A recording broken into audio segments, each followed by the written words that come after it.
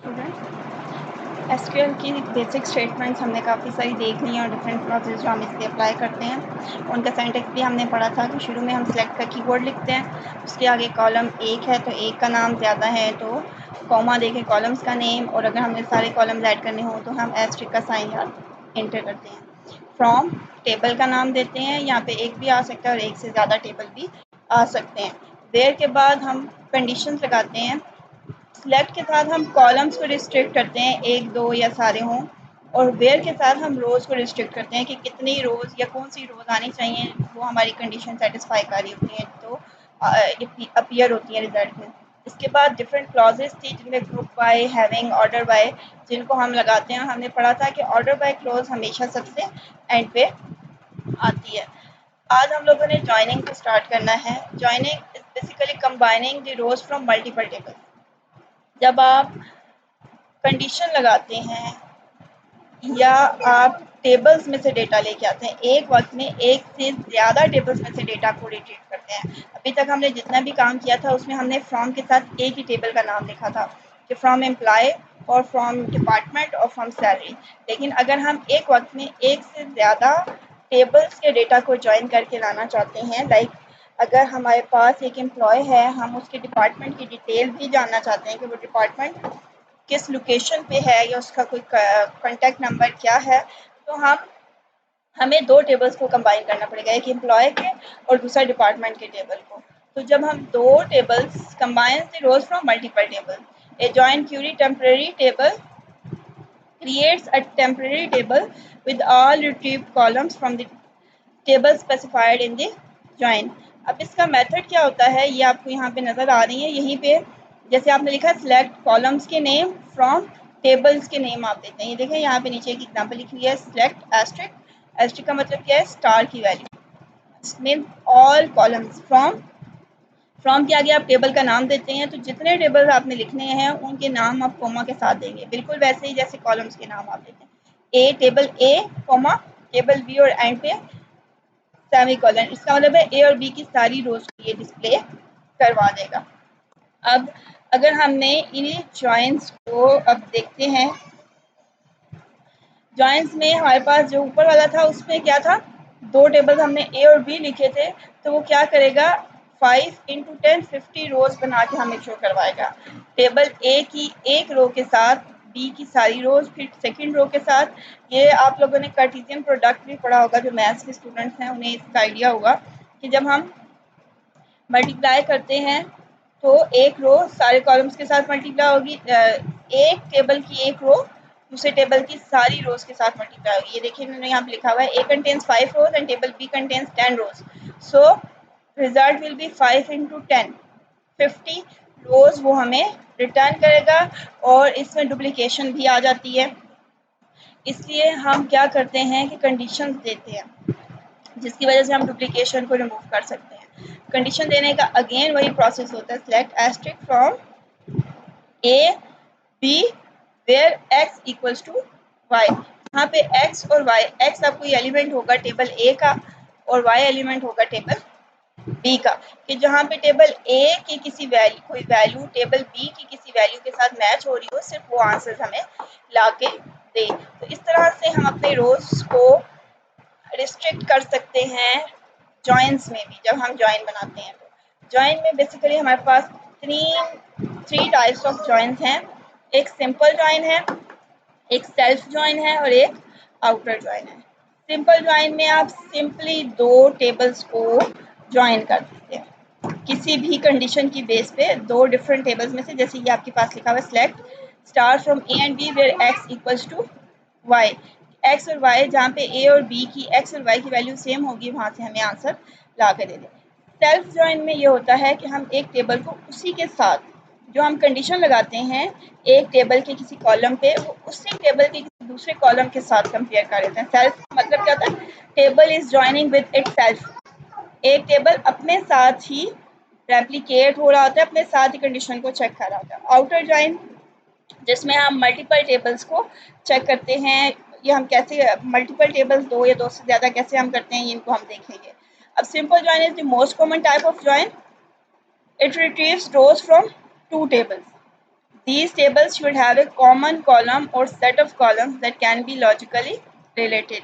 देखिए इसमें clearly mention है कि सिंपल जॉइन में दो कॉलम्स होते हैं हमारे दो टेबल्स होते हैं जिनको हम एक दूसरे के साथ कंबाइन कर देते हैं और फिर हम उनमें से वैल्यू लेके आते हैं। अब इनको भी दो क्लासिफिकेशन की जाती हैं सिंपल जॉइन की। On the basis of this condition हमने जो लिखा है ना where x equals to Y, हम ये कंडीशन कैसे बना रहे हैं तो उसकी बेस पे हमारे पास सिंपल जॉइन की दो कैटेगरीज या दो स्पेसिफिकेशंस हैं। एक है equi join. Equi join mean कि कंडीशन में इक्वल का साइन आएगा हमारे पास। सिंपल है ये कि A type of join is based on equalities is called equijoin। आपको बस ये बताना चाहिए equijoin का मतलब है इक्वल जॉइन कि दोनों की वैल्यूज इक्वल होंगी तो ये हम इनको ज्वाइन करेंगे। तो देखें इसमें लिखने का सिंटैक्स क्या होता है, पहले हम सिर्फ कॉलम का नाम लिखते थे क्योंकि हमने एक ही टेबल में से उसको लेके आना है, लेकिन अब क्योंकि टेबल भी डिफरेंट है तो हमें बताना होगा कि कौन सा कॉलम किस टेबल से लेके आना है। तो इसलिए हम लिखते हैं select table 1 from dot column, पहले टेबल का नाम और उसके कॉलम का नाम कि ये कॉलम इस टेबल का है, फिर कोमा टेबल 2 डॉट कॉलम, दूसरा कॉलम दूसरे टेबल से लेके आना है, फ्रॉम फिर टेबल 1 एंड टेबल 2 वो दो टेबल जिनमें से हमने ये दो कॉलम्स लेके आने हैं। वेयर हमने क्या कहा है table 1 dot column 1 is equal to table 2 dot column 2 कि टेबल 1 का कॉलम जो है वो टेबल 2 के कॉलम के इक्वल है। उन दो कॉलम्स जहाँ पे वो दो वैल्यूज इक्वल हो रही हैं उन रोज को वो रिप्रेजेंट कर देगा।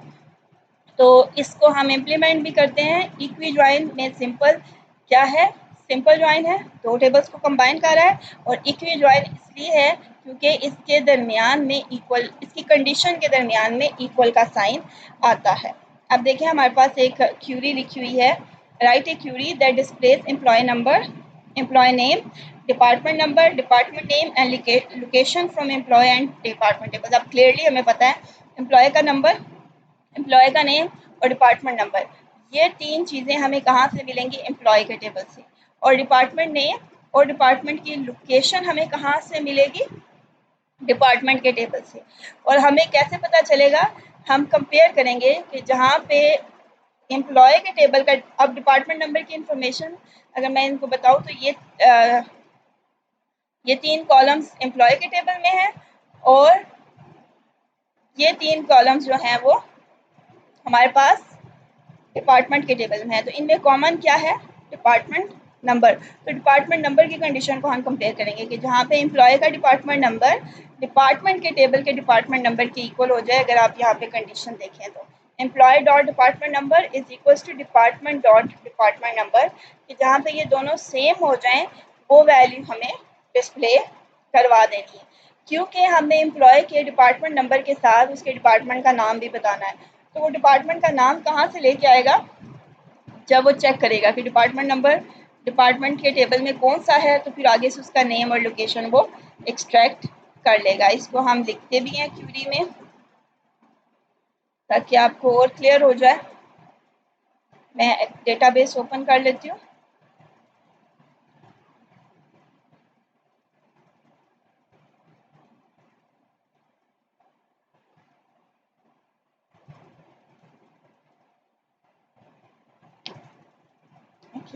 हम क्रिएट करेंगे, हमने क्यूरी क्रिएट करनी है डिज़ाइन व्यू ओपन करके से, यहाँ से एसक्यूएल व्यू में ओपन कर देंगे। ये देखिए सिलेक्ट लिखा हुआ है, हम इसके आगे क्या लिखेंगे सिलेक्ट।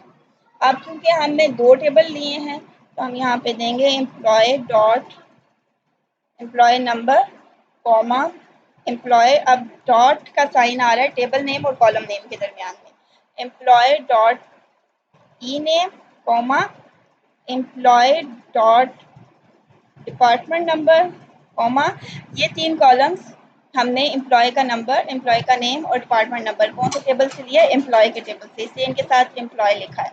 और इसके आगे हमने department dot department name.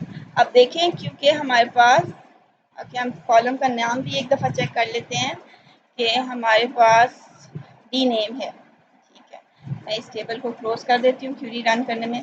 D name है, इसका नाम डी नेम और कॉमा और हमारे पास डिपार्टमेंट डॉट क्या है LOC इज फॉर लोकेशन। अब ये हमारे पास क्या थे वो सारे कॉलम जो हमने डिस्प्ले करवाने हैं। अगर मैं इनमें स्पेस दे दूं कि employee number, employee name, department number employee के टेबल से हैं और डिपार्टमेंट नेम और डिपार्टमेंट लोकेशन जो है वो डिपार्टमेंट के टेबल से इनके साथ डिपार्टमेंट के टेबल का नाम लिखा है। और फिर इसके आगे फ्रॉम, अब दो टेबल्स हैं फ्रॉम एम्प्लॉय एंड डिपार्टमेंट, तो हमने दोनों टेबल्स का नेम दे दिया। वेयर, अब हमने कंडीशन ये लगानी है जब एम्प्लॉय नंबर 1 फॉर एग्जांपल है उसका नाम और उसका डिपार्टमेंट नंबर लिखोगे तो उस डिपार्टमेंट नंबर को सर्च करो डिपार्टमेंट के टेबल में और डिपार्टमेंट के टेबल में वो जिस रो के साथ मैच करेगा वहाँ से डिपार्टमेंट नेम और डिपार्टमेंट लोकेशन भी लिख देगा। तो वेयर एम्प्लॉय, आपने देखा था कि एम्प्लॉय के टेबल में भी डिपार्टमेंट नंबर है और हमारे पास डिपार्टमेंट के नंबर पे भी डिपार्टमेंट नंबर है। तो जब कॉमन कॉलम्स होंगे तभी हम उनको कंपेयर कर सकेंगे। और क्योंकि इसके दरमियान में हम इक्वल का साइन लगा रहे हैं तो ये इक्वी ज्वाइन है, सिंपल इक्वी ज्वाइन है डिपार्टमेंट नंबर आ जाएगा। तो अब ये क्या करता है, दोनों टेबल के डिपार्टमेंट नंबर्स को कंपेयर करके फिर हमें सारे एम्प्लॉयज़ के नाम के आगे उनके डिपार्टमेंट के नंबर के साथ साथ डिपार्टमेंट का नेम और लोकेशन, ये दो वैल्यूज़ वो कहाँ से सर्च करेगा, डिपार्टमेंट के टेबल से। और ये हमने लिखा है कि जब पहली रो लोगे वो फर्स्ट फॉर एग्जांपल पहले टेबल की रो लेगा, एम्प्लॉय का जो पहला डिपार्टमेंट नंबर है उसको लेगा और उसको डिपार्टमेंट के टेबल्स में सारी वैल्यूज़ के साथ कंपेयर करेगा। जो वैल्यू मैच हो जाएगी उसका डिपार्टमेंट नंबर, नेम और लोकेशन प्रिंट करवा देगा। फिर सेकंड एम्प्लॉय का डिपार्टमेंट नंबर लेगा, फिर उसको डिपार्टमेंट के टेबल में सर्च करेगा, सेकंड वैल्यू को सेकंड टेबल में वो कंपेयर कर रहा है और जहाँ पे वो मैच हो जाएगा वहाँ से डिपार्टमेंट का नेम और लोकेशन प्रिंट करवा देगा। इसी तरह फिर थर्ड रो लेगा, थर्ड डिपार्टमेंट नंबर लेगा और फिर उसको डिपार्टमेंट के टेबल में सर्च करेगा, जहाँ पे मैच हो जाएगा वो नेम और लोकेशन प्रिंट करवा देगा। अब मैं इस क्यूरी को अगर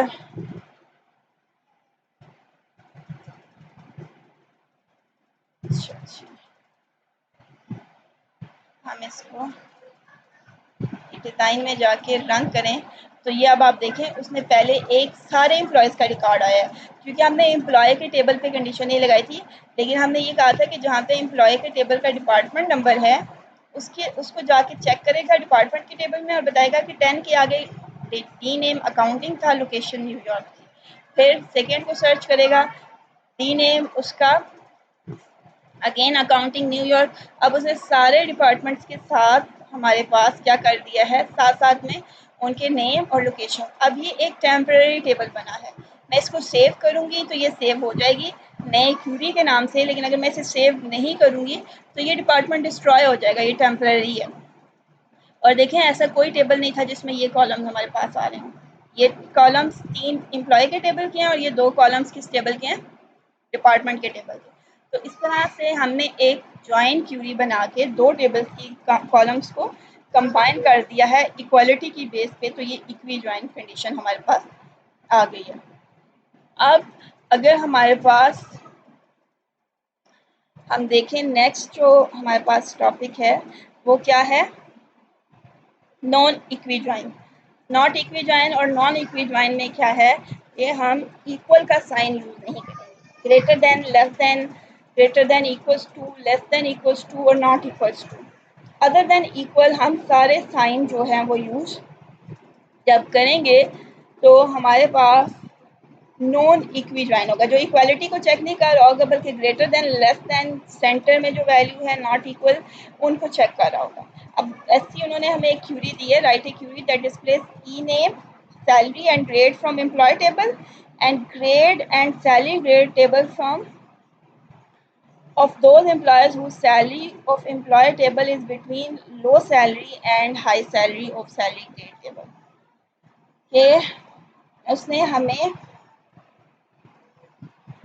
टेबल, जो एम्प्लॉय का टेबल है उसमें से नाम, सैलरी और ग्रेड बताना है और and grade from salary grade table.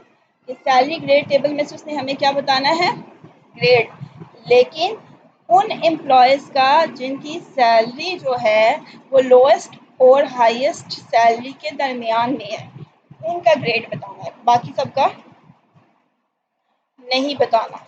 मतलब जिनकी लोएस्ट सैलरी है उनका भी नहीं बताना, जिनकी हाईएस्ट सैलरी है उनका भी नहीं बताना, जिनकी दरमियान में है, ना उस लोएस्ट से ज़्यादा है और हाईएस्ट से कम है, उनका उसने हमें शो करना है। तो उसके लिए यहाँ पे हमने ये देखें, उन्होंने सैलरी और ग्रेड और ई नेम शो करवा दिया। तो हम इस को लिख के चेक करते हैं। हम अपने इस क्यूरी को दोबारा से एसक्यूएल व्यू में ओपन कर लेते हैं। हमें क्या क्या चीज़ें रिक्वायर्ड हैं, एम्प्लॉय का नेम, एम्प्लॉय नंबर हम रहने देते हैं, नेम है, और यहाँ पे डिपार्टमेंट नंबर की जगह हम कर देते हैं एम्प्लॉय की सैलरी हमने शो करवानी है। और हमने सैलरी के टेबल में से जो हमारे पास सैलरी ग्रेड का टेबल है उसमें से हमने ग्रेड शो करवाना है कि उस सैलरी का ग्रेड क्या है फ्रॉम एम्प्लॉय। और अब हमारे पास दूसरा टेबल जो है वो डिपार्टमेंट का नहीं है, क्या है, सैलरी ग्रेड का। वेयर, अब इक्वल नहीं आना, अब हमने यहाँ पे लगाना है वेयर एम्प्लॉय डॉट सैलरी। जो एम्प्लॉय की सैलरी है वो हमारे पास क्या है,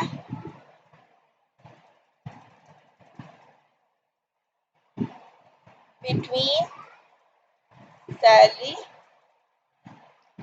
grade dot lower salary and salary grade dot highest salary। अब हमने कंडीशन क्या दे दी है कि उन एम्प्लॉयज़ का रिकॉर्ड लेके आओ, उनका नंबर, नेम और सैलरी और ग्रेड लेके आओ जिनकी सैलरी लोएस्ट और हाईएस्ट सैलरी के दरमियान में है।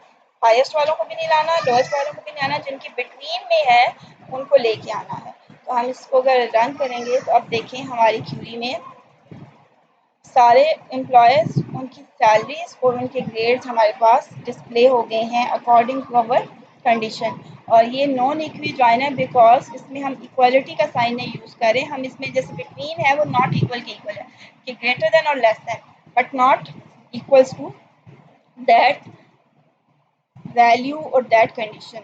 अब मैं इसको दोबारा से एसक्यूएल व्यू में ओपन कर देती हूँ। अब यहाँ पे हम ये लिख देते हैं whose salary employee dot salary, employee की सैलरी जो है वो ग्रेटर होगी लोएस्ट सैलरी के। उन लोगों की सैलरी लेके आओ जिनकी सैलरी ग्रेड जो है वो लोएस्ट सैलरी ग्रेड से ग्रेटर है। मीन लोएस्ट वालों को नहीं लेके आना। इसका नाम अगर हमारे पास यही है, यस। तो अब हमने ऐसे एम्प्लॉयज़ की सैलरी लेके आनी है जिनकी सैलरी ग्रेटर है लोएस्ट सैलरी से, उनके ग्रेड को उसने प्रिंट करवा देना है। हम इसको दोबारा से रन करते हैं। अब आप देखें कि उसने सारी वैल्यूज़ को कंपेयर किया है और हमारे पास कई वैल्यूज़ रिपीट भी हो गई हैं क्योंकि उसने दोबारा से उन्हें कंपेयर किया था। तो जिनकी सैलरी लोएस्ट सैलरी ग्रेड से ग्रेटर थी, ये वो कंडीशन बनी है हमारे पास जिसमें हमने कहा था कि अगर हमारे पास ए टेबल में लाइक ये जो टेबल है स्मिथ जो है इसकी 800 की सैलरी लोएस्ट सैलरी के ग्रेड 1 की लोएस्ट सैलरी से ग्रेटर है तो वो एक दफ़ा शो होगा। सेकंड ग्रेड की सैलरी से लोएस्ट सैलरी से ग्रेटर है तो दोबारा शो होगा। थर्ड ग्रेड की सैलरी से लोएस्ट सैलरी से ग्रेटर है तो वो दोबारा शो होगा। तो इसमें वो सारी सैलरीज को वन बाय वन कंपेयर करता है। अगर मैं एक दफ़ा फिर से अगर एक्सप्लेन करूँ आपको तो इसमें होता क्या है कि आपके पास, सॉरी हम क्यूरी पे जाते हैं, जो पहला टेबल होता है जो हमने पहली कंडीशन दी है इसकी एक वैल्यू को लेता है, दूसरे टेबल की सारी वैल्यूज़ के साथ कंपेयर करता है और जहाँ जहाँ पे कंडीशन ट्रू होती है उसको एग्जीक्यूट करवा देता है। फिर दोबारा इसकी दूसरी रो लेता है और इसकी सारी रोज़ के साथ कंपेयर करेगा। फिर थर्ड रो लेगा फर्स्ट टेबल की और सेकंड टेबल की सारी रोज़ के साथ कंपेयर करेगा। ये रो बाय रो चलता है, पहले एक रो, फिर दूसरी रो, फिर तीसरी रो, और दूसरे टेबल की सारी रोज के साथ वन बाय वन उसको कंपेयर करता है। अगर इसकी सिंपल एग्जांपल मैं आपको कोडिंग के लिहाज से दूं तो जहाँ जहाँ पे आप लोगों ने नेस्टेड लूप किया था कि आउटर लूप की एक वैल्यू लेते हैं, इनर लूप को पूरा चेक करते हैं, फिर सेकेंड वैल्यू लेते हैं, फिर इनर लूप को पूरा चेक करते हैं। तो इसी तरह यहाँ पे भी जो आपके पास टेबल है, पहला टेबल है, उसकी एक वैल्यू को दूसरे टेबल की सारी वैल्यूज के साथ कंपेयर करते हैं। तो जहाँ पे कंडीशन ट्रू होती है उसको डिस्प्ले करवा देते हैं।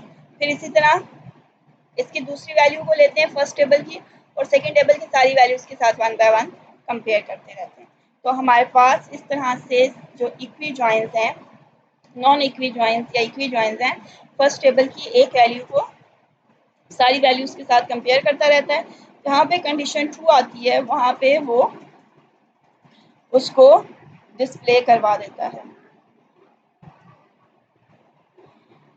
सेल्फ ज्वाइन के बाद हमारे पास यहाँ पे सॉरी सिंपल जो ज्वाइन है उसकी दो टाइप्स के बाद हमारे पास यहाँ पे एक और चीज़ आ जाती है इम्पॉर्टेंट, टेबल एलियासिस। ये these are like nick names. Table में निक नेम्स आप कह लें, आप टेबल का निक नेम रख देते हैं और फिर उसको उस नेम के साथ कॉल करते हैं। क्योंकि सम टाइम जब आप इनको लिख रहे होते हैं, जैसे यहाँ पे हम लोगों ने क्यूरी लिखी है, तो ई डॉट पहले हम क्या लिख रहे थे, employee dot employee number, employee dot employee name, employee dot salary, employee dot department dot department name. तो जब ये ज़्यादा वैल्यूज हो जाती हैं या टेबल के नाम और कॉलम्स के नाम थोड़े बड़े हो जाते हैं तो ये कॉम्प्लेक्स वैल्यूज बन जाती हैं। इसलिए हम अपने टेबल्स के शॉर्ट नेम्स रख देते हैं और उन शॉर्ट नेम्स को हम टेबल एलियासेस कहते हैं। और वो हम जब फ्रॉम के स्टेटमेंट लिखते हैं तो फ्रॉम की स्टेटमेंट के साथ हम डिफाइन करते हैं कि एम्प्लॉय का शॉर्ट नेम ई होगा और डिपार्टमेंट का शॉर्ट नेम डी होगा, और फिर हम उनको यूज़ करते हैं। इन्हीं को मैं आपको क्यूरी में जो हमने लगाई है वो इम्प्लीमेंट करके दिखाती हूँ। जैसे ये हमारे पास एक क्यूरी है, तो मैं एम्प्लॉय, देखिए यहाँ पे बहुत लेंथी थोड़ा सा हो गया था, employee dot employee name, employee dot E name, employee dot salary और सैलरी ग्रेड डॉट ग्रेड। तो मैं यहाँ पे टेबल के नाम के साथ विदाउट एनी सैम्पल कोमा और फुल स्टॉप डाले बगैर आप इसका कोई भी निक नेम रख सकते हैं। जैसे एम्प्लॉय का निक नेम ई रख दिया और सैलरी ग्रेड का निक नेम हमने एस रख दिया है। अब नेक्स्ट टाइम हम बजाय इसके कि एम्प्लॉय पूरा लिखें अपनी क्यूरी के अंदर, हम सिर्फ ई लिख सकते हैं। ई किसको रिप्रेजेंट करे, एम्प्लॉय को, यहाँ पे ई लिख सकते हैं। तो टेबल एलियासेस भी निक नेम्स फॉर टेबल्स जिनको हम अपने क्यूरी की कॉम्प्लेक्सिटी दूर करने के लिए, अब देखें एस डॉट ग्रेड लिख देंगे तो यहाँ पे भी हम एस डॉट ग्रेड लिख देंगे और यहाँ पे ई डॉट सैलरी लिख देंगे। ठीक है, तो अब मैं इसको रन करूंगी। ओके देखें यहाँ पे मैंने